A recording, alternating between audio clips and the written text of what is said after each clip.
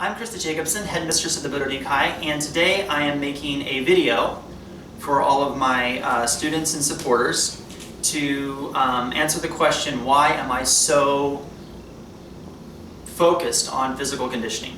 And that is a very big, strong emphasis within our program and within the training curriculum. I don't care what other organizations do. It's none of my business. I don't care what other teachers do. I don't care what other this, that, and the other does. It has nothing to do with me, and it has nothing to do with the Budo. So this video here is to really emphasize the importance of physical conditioning. One thing that it doesn't matter whether you love me or you hate me. Everyone knows I'm really big on physical conditioning. Every level, from level 1 all the way up to black belt, and even in the black belt ranks, there's a physical test. There's a physical exam that you have to pass. This is going to be cardiovascular conditioning, weight training, bag work and conditioning, sparring, randori, grappling drills, kickboxing drills, all this kind of stuff. But I think it is very important to keep your body as fine-tuned and as sharp as possible. Martial arts is a perishable skill. And what that means is when you stop training, your skills start to decline.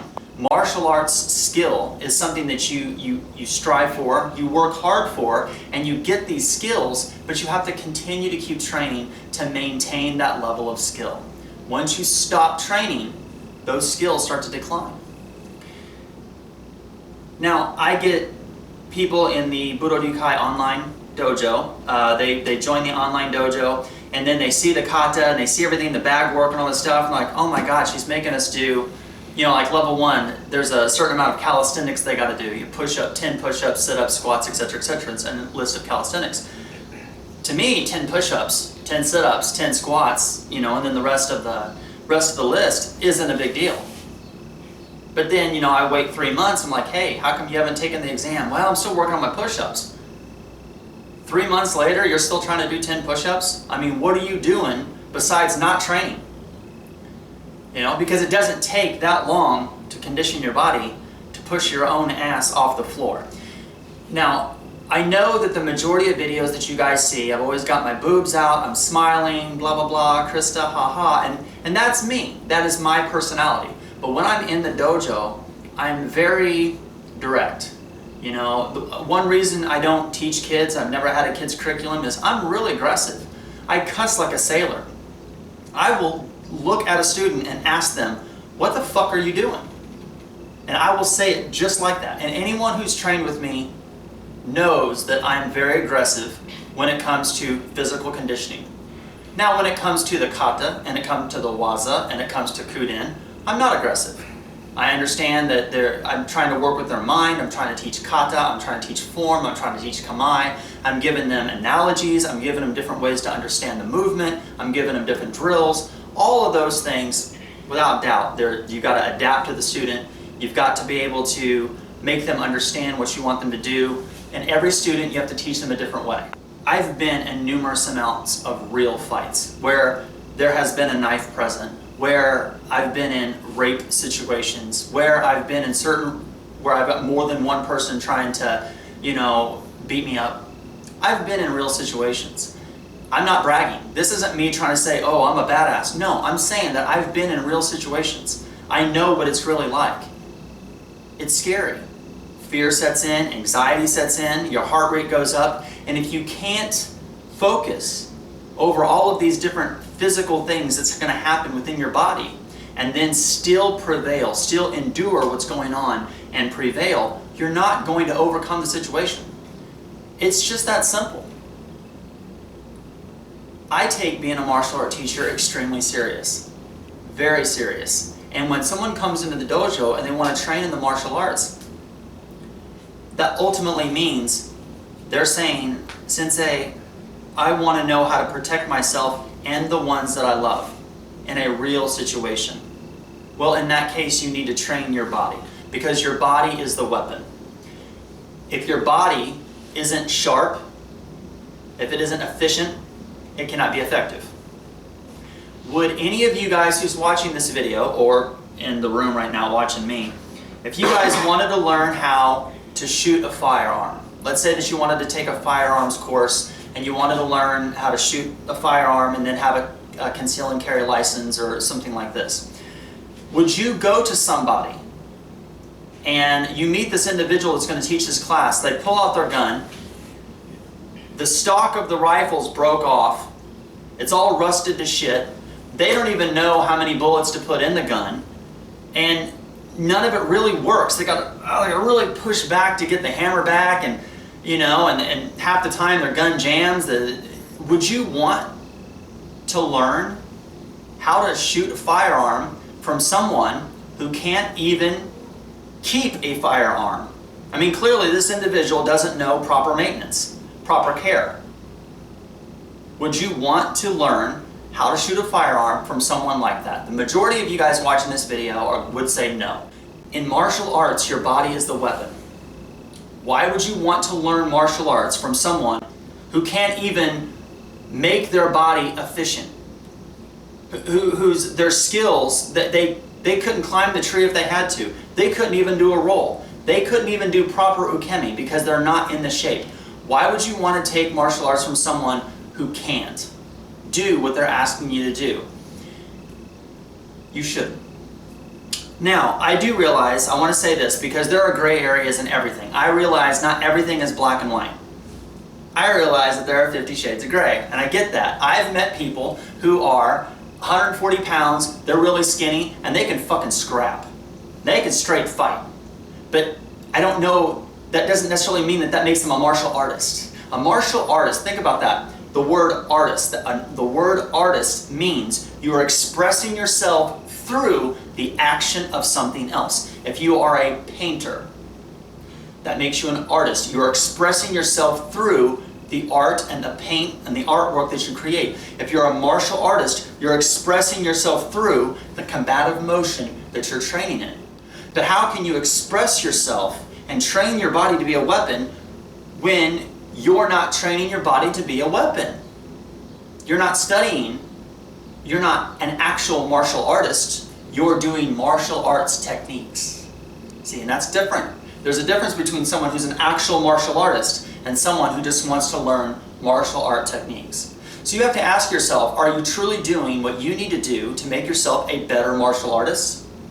Or you are just getting on YouTube and watching my videos and learning martial art technique. I train martial artists, so the people who come to me know that they need to bust their ass, sweat on the mat, and train their bodies physically to express themselves as a martial artist through combative movement. But going back to the gray area, because there is a gray area. I've met underweight people who are great at fighting. I've met overweight people who are great at fighting. Just because you're scrawny, and you're underweight, doesn't mean you can't fight. I'm not saying you have to be, if you don't have a six-pack and a chiseled body, that you can't be a good fighter. Martial arts is more than just fighting. It's more than just punching and kicking. It's an art. So this isn't about fighting. Don't watch this video and make this about fighting. I've met people who are 150 pounds overweight, and they're really good fighters. But they're not a martial artist. Because a martial artist would make their body be more efficient. There is nothing efficient about carrying 50, 100 extra pounds on your body. There's nothing efficient about that. Extra body fat does nothing for you. Nothing. Granted, we need fat on our bodies. Again, I'm not saying you have to look like a bodybuilder. You should have body fat, okay? I'm not talking about the chiseled bodybuilding image that you're probably putting in your head. I'm not talking about Bruce Lee, okay? I'm talking about the people who have the gut that's hanging over their pants. I'm talking about that kind of body fat. That much body fat does nothing for you. For me personally, everything in my life, I've always had to keep my body in top physical condition. I'm not perfect in any way, but when I was in high school and coming out of high school, I was an athlete. I competed in a variety of different sports, so I always trained. I was a personal trainer. I owned a health club, and as a personal trainer and the owner of a health club, I had to keep my body looking a certain way. No one was going to walk into my gym and hire me as a personal trainer or come into my gym and sign a membership if I looked not like a personal trainer, if I didn't look the part of someone who owned a health club. So I had to keep my body in a certain level so people would come into my gym. Same thing with the martial arts. I take that same approach. If I can't do what I'm asking my students to do, to me that's bad.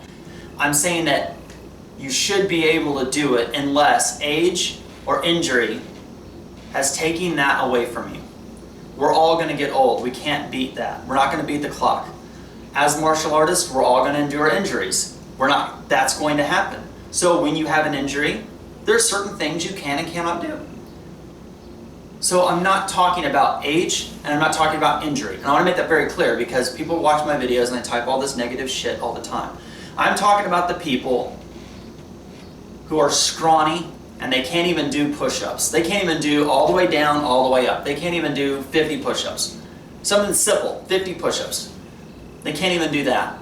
If you can't push your own ass off the floor, why would you expect you could push someone bigger than you off of you?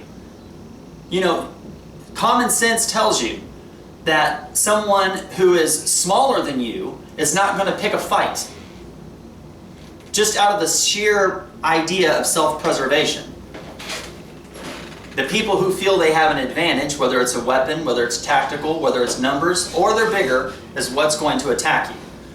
So if you can't push your own ass off the floor, how can you push someone bigger than you off of you? You can't. So you need to make sure you get the muscle needed to be a very effective and efficient martial artist. If your gut and ass is so big that you can't do sit-ups, what happens when all of a sudden you get blindsided, someone drops your ass over the gas station, and you what? Can't get up? Because that's what's going to happen. You can't, martial artists shouldn't train for this. Okay, I'm ready. Are you ready? I'm ready. Okay, come on, let's go. No, that's not what real fight is. That's not what we train for. That's sport martial arts. There's nothing wrong with sport martial arts. They've got their own weight classes and their own rules. But I teach traditional Budo. I teach Ninpo. And we train for real life application. Real Goshinjutsu. And the odds are stacked against you if you had to do it. No one walks up and says, hey, can I have your wallet? No, and they walk away. They put a knife on your throat. They've got more than one. They're bigger. They're stronger. They have an advantage. The reason you're being chosen in a self-defense situation, because whoever decided to choose you as their prey is because they think you are their prey. That's the reality. So all you guys who are in the online university, get off your ass. Do the physical conditioning. It's shocking to me how many people don't physically train. They don't physically train.